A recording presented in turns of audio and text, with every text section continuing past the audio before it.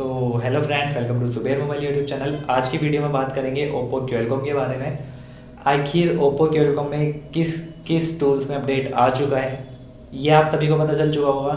अभी तक hydra UMT almost सब में अपडेट आ चुका है। आज की जो वीडियो है वो इंपॉर्टेंट होने वाली है, क्योंकि आज की वीडियो में बात करेंगे क्या ओप्पो क्यूएलकॉम के सारे डिवाइसेस जैसे कि Oppo A53, Oppo A5, Oppo A3s lowest security का क्यूएलकॉम का चिपसेट, क्या इसका भी क्रैक जो है वो आने वाला है? क्या जितने भी टूल्स हैं इनमें भी वर्क कर पाएंगे? क्या हम सभी ओप्पो क्यूएलकॉम के डिवाइसेस को अनलॉक कर पाएंगे?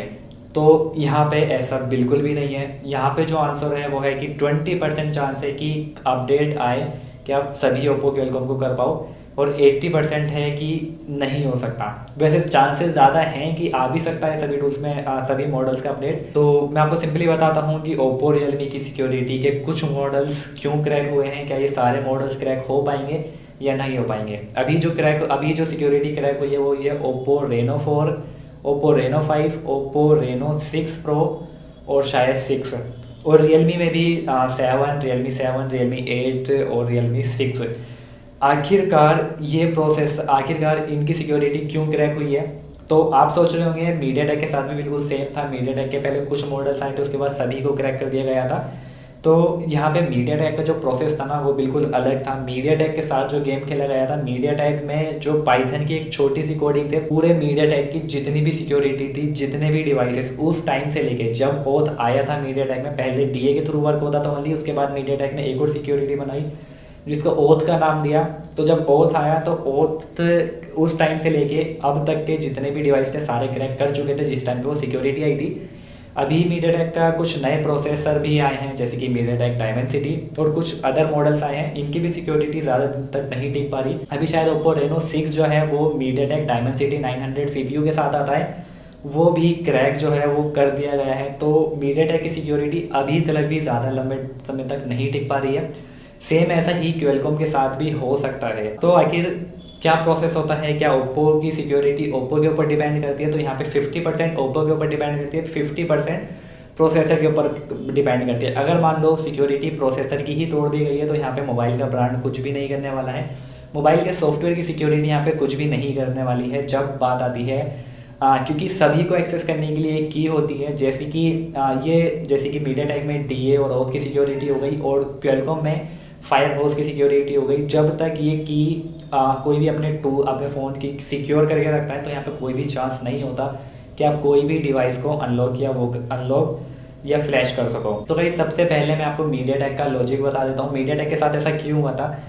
अभी उस टाइम पे एक छोटी सी कोई कमांड लीक हो गई थी पाइथन के थ्रू, पाइथन कोडिंग के थ्रू, जिसके अंदर मीडियाटेक के जितने भी डिवाइसेस थे उसका ओथ बाईपास का जो गेम था वो कम्प्लीटली ख़त्म हो चुका था। अब ओथ बाईपास से आप ज़्यादा कुछ तो नहीं कर सकते थे, फिर भी आप फ़ोन की मेमोरी में जाके, एमएमसी पार्टीशंस में जाके जो सेंसिटिव इन्फॉर्मेशन होती थी उनको ले सकते थे।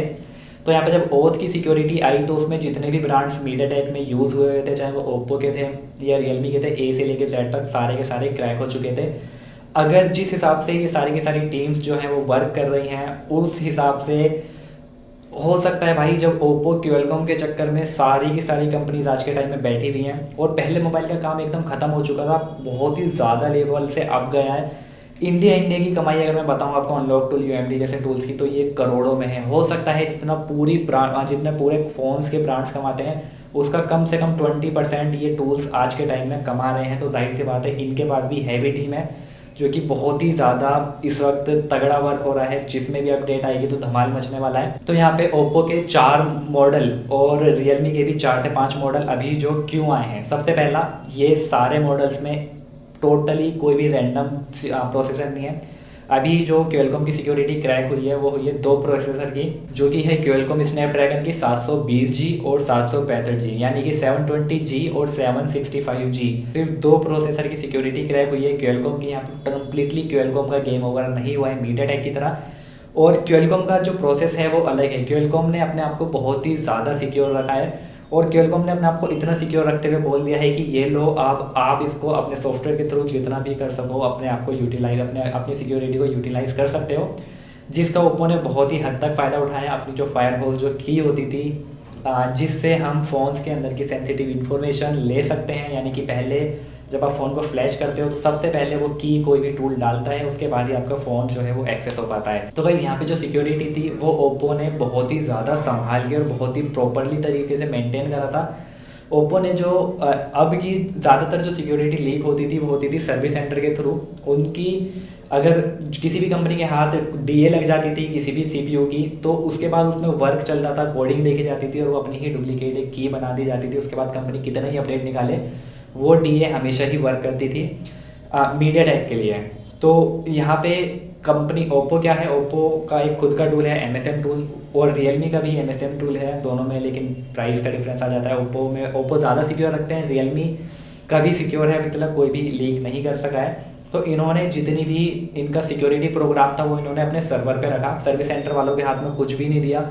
तो ये क्या करते हैं, इनके टूल्स जब लॉगिन होता है तब जाके जो फायरफोर्स और डीए का प्रोसेस है तब जाके स्टार्ट होता है।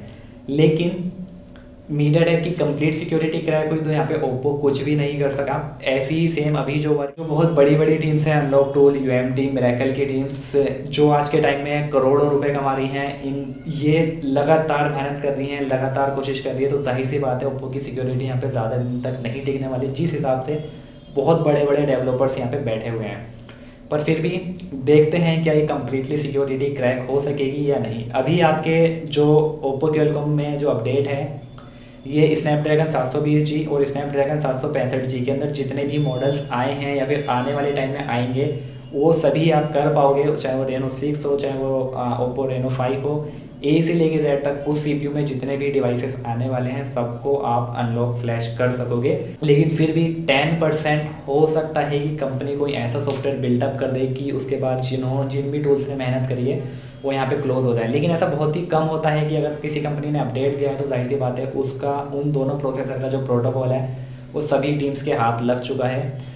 अब देखते हैं क्या यहाँ पे सारी ओप्पो क्वालकॉम की सिक्योरिटी जो है वो यहाँ पे क्रैक हो पाएगी या फिर ओनली 2 या 3 मॉडल के साथ ही हमें रहना होगा अनलॉक टूल और यूएमटी के साथ। तो गाइस यही थी आज की इन्फॉर्मेटिव वीडियो। उम्मीद है कि इस वीडियो से आप जान पाए होंगे कि आखिर कंपनी अपनी सिक्योरिटी को किस तरह से हैंडल करती है। क्या यहाँ पे सभी क्वालकॉम का डिवाइस अनलॉक हो पाएगा? तो ऐसा नहीं है, थोड़ा सा सब्र रखो, महीने 2 महीने में ही सब कुछ क्लियर होने वाला है। या तो ओप्पो क्वालकॉम पूरा ख़त्म होगा या फिर जैसा चल रहा है वैसे ही चलता रहेगा। लेकिन पुराने प्रोसेसर का तो मेरे को पता नहीं, ये एकदम नए प्रोसेसर हैं और हो सकता है कि अब ओप्पो क्वालकॉम के मतलब ओप्पो वाले क्वालकॉम का कोई भी सीपीयू इस्तेमाल करेंगे आने वाले टाइम में, तो हो सकता है कि ओप्पो कंपनी के हाथ लगने से पहले ही उन सिक्योरिटी को क्रैक कर दिया जाए। यहाँ पे कुछ नहीं कह सकते। तो गाइस यही थी इन्फॉर्मेटिव वीडियो। कुछ लोगों के समझ में आई होगी, उनके लिए सैल्यूट है। जिन लोगों के समझ में नहीं आई है, छोटा सा प्रमोशन करेंगे, मोबाइल सॉफ्टवेयर कोर्स में आप ज्वाइन हो सकते हो। जो जो बताया है आपके ए से लेकर जेड तक सब कुछ माइंड में जाएगा। उसके बाद आखिर आपको पता चल पाएगा कि क्या सिक्योरिटी होती है, किस टाइप्स का वर्क सॉफ्टवेयर में होता है। तो यही थी आज की वीडियो। उम्मीद करता हूँ ये वीडियो आपके लिए हेल्पफुल रही होगी। So bye, take care, thanks for watching.